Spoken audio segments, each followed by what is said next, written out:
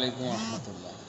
আলহামদুলিল্লাহ, আমরা এই 17 বছরে ভারতকে অনেক কিছু দিয়েছি।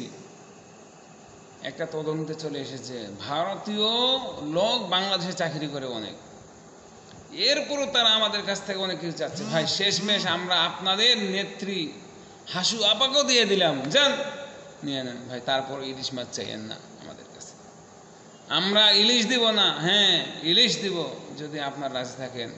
আমরা একটা ইলিশ দেব, আপনাদেরকে একটা করে গরু দিতে হবে। আমরা আপনাদেরকে একটা করে ইলিশ দেব, আর আপনারা আমাদেরকে একটা করে গরু দিবেন।